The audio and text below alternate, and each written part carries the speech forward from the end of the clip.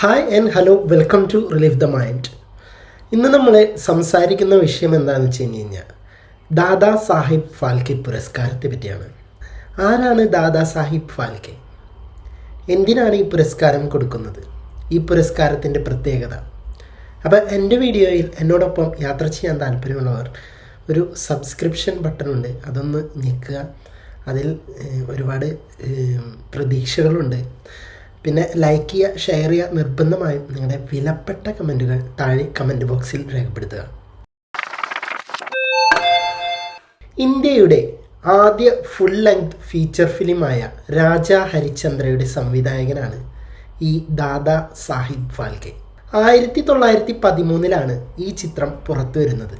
Cinema എന്താണെന്നോ theatre എന്താണെന്നോ camera എന്താണെന്നോ ഒന്നും അറിയാത്ത ഒരു ജനതയ്ക്ക് സിനിമയുടെ അനന്ത സാധ്യതകൾ ആദ്യമായി പരിചയപ്പെടുത്തിയ ഒരു വ്യക്തി എന്ന നിലയിൽ ഇന്ത്യൻ സിനിമയുടെ പിതാവ് എന്നാണ് ഫാൽക്കെ അറിയപ്പെടുന്നത്.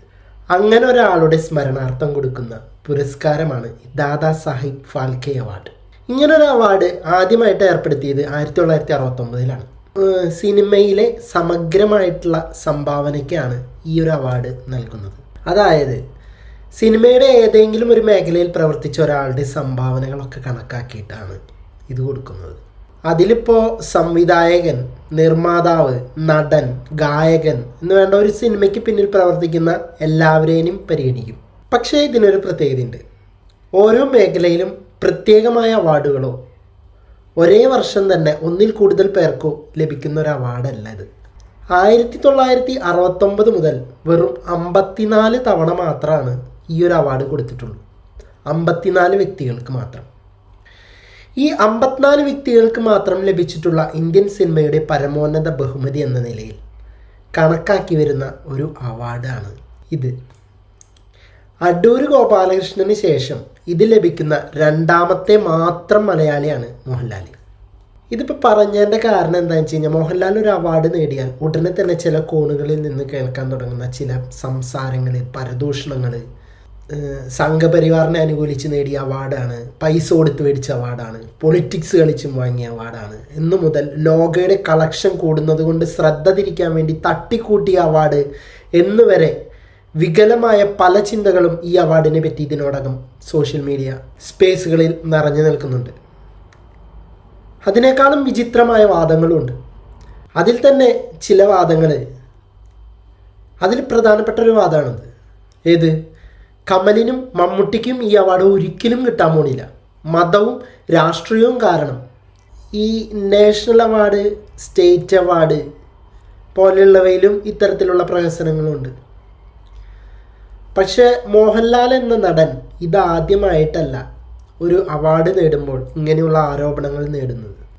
പണ്ട് വാനപ്രസ്ഥത്തിന് അവാർഡ് കിട്ടിയപ്പോൾ കലാഭവൻ മണി ബോധം കെട്ട് വീണു എന്ന് പറയുകയുണ്ടായപ്പോൾ ഒരു പറ്റം ആൾക്കാരാണ് അന്ന് മോഹൻലാലിന് വെറുതെയാണ് അവാർഡ് കൊടുത്തത്, വാസന്തി ലക്ഷ്മിയാണ് ടോപ്പിൽ നിന്നിരുന്നൊരു സബ്ജക്റ്റ്, മോഹൻലാൽ അത്രയും ഹാൻഡുള്ളതുകൊണ്ട് മാത്രം നേടിയെടുത്തൊരു അവാർഡാണ് അതെന്ന് പറയുകയുണ്ടായിട്ടുണ്ട്. പക്ഷേ വാനപ്രസ്ഥവും വാസന്തിയും ലക്ഷ്മിയും കണ്ടവർക്ക് അറിയാൻ പറ്റും എന്തുകൊണ്ടാണ് മോഹൻലാലിന് അവാർഡ് കിട്ടിയതെന്ന്. ദാദാ സാഹിബ് ഫാൽക്കെ അവാർഡ് നേടാൻ ഇന്ന് രാജ്യത്ത് അർഹമായവരിൽ ഒരാൾ തീർച്ചയായും മോഹൻലാൽ തന്നെയാണ്. അയാൾ ഉണ്ടാക്കി വെച്ചിട്ടുള്ള ലെഗസി ബീറ്റ് ചെയ്യാൻ കെൽപ്പുള്ള സിനിമാ ഫീൽഡിലുള്ളവർ വളരെ ചുരുക്കമായിരിക്കും. അതിനർത്ഥം മമ്മൂട്ടിയോ കമലോ അതിനർഹതപ്പെട്ടവർ അല്ല എന്നല്ല. അവർക്ക് കിട്ടണം എന്ന് തന്നെയാണ് ആഗ്രഹം. പക്ഷേ മോഹൻലാലിനെ ആദ്യം കിട്ടി, മമ്മൂട്ടിക്ക് ഇനി മോഹൻലാലിൻ്റെ പിന്നാലെ കിട്ടാൻ സാധ്യതയുള്ളൂ എന്ന് പറയാൻ ഒരു ഓട്ട മത്സര വിധി നിർണയമല്ലത്. 2024 2025 അടുത്ത് തന്നെയായി കമൽ അല്ലെങ്കിൽ മമ്മൂട്ടി തന്നെ നേടുമെന്ന് തന്നെയാണ് വിശ്വാസവും. ഇനിയും അർഹമായ ഒരുപാട് പേരുണ്ട്. പക്ഷേ എല്ലാവർക്കും ഈ അവാർഡ് കിട്ടാനുള്ള സാധ്യതയുമില്ല. അവാർഡ് കിട്ടാതെ മൺമറഞ്ഞു പോയ ധാരാളം കലാകാരന്മാരുണ്ട്. പക്ഷേ ചില അവാർഡുകളുടെ സ്വഭാവം അങ്ങനെയാണ്. അത് കിട്ടാതെ പോയതുകൊണ്ട് അവർ ചെയ്ത സംഭാവനകൾ ഒന്നും തന്നെ ഇല്ലാതാവുന്നില്ല. മോഹൻലാൽ മലയാള സിനിമയുടെ മാത്രമല്ല ഇന്ത്യൻ സിനിമയുടെ തന്നെ ലെജൻഡറി പോർട്ട്ഫോളിയോ ഉള്ള ഒരു ആക്ടറാണ്. ഏറ്റവും മികച്ച അഭിനേതാക്കളിൽ ഒരാൾ. 1980 മഞ്ഞിൽ വിരിഞ്ഞ പൂക്കളിൽ തുടങ്ങിയ, പിന്നെ 1978 തിരനോട്ടം എന്ന ഒരു സിനിമയിൽ അഭിനയിച്ചെങ്കിൽ അത് പുറത്തു വന്നിട്ടില്ല. അപ്പോൾ മഞ്ഞിൽ വിരിഞ്ഞ പൂക്കളിൽ തുടങ്ങിയ നീണ്ട 45 വർഷത്തെ അഭിനയ ജീവിതത്തിലെ 48 തോന്നുന്നു, 48 വർഷം എന്ന് മോഹൻലാൽ കണക്കൂട്ടുമ്പോൾ മോഹൻലാൽ പറയുന്നത് 48 വർഷമാണ്. ബട്ട് നമ്മൾ മഞ്ഞിൽ വിരിഞ്ഞ പൂക്കൾ വെച്ച് കമ്പയർ ചെയ്യുമ്പോൾ നീണ്ട 45 വർഷത്തെ അഭിനയ ജീവിതത്തിലെ സമഗ്ര സംഭാവനകൾ കൊണ്ട് എന്തുകൊണ്ടും അർഹമായ അവാർഡ് തന്നെയാണ് മോഹൻലാലിന് കിട്ടിയിരിക്കുന്നത്.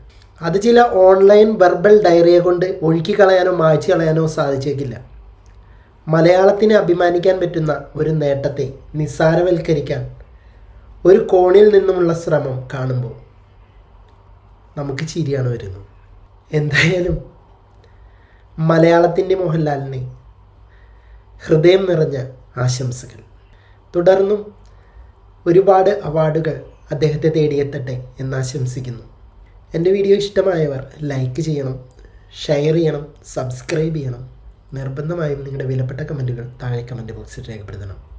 ഞാനൊരു മമ്മൂട്ടി ഫാനോ മോഹൻലാൽ ഫാനോ ആയിട്ടല്ല ഇന്നത്തെ ദിവസം സംസാരിച്ചത്. മമ്മൂട്ടിക്കാണ് ഈ അവാർഡ് കിട്ടിയെങ്കിലും ഞാനിങ്ങനെ തന്നെയാണ് സംസാരിക്കുക. നിങ്ങൾക്ക് ഫാൽക്കെ അവാർഡ് എന്താണെന്നും അതെന്തിനാണ് കൊടുക്കുന്നതെന്നും മനസ്സിലായെന്ന് വിചാരിക്കുന്നു. അടുത്തൊരു വീഡിയോയുമായി വീണ്ടും വരാം.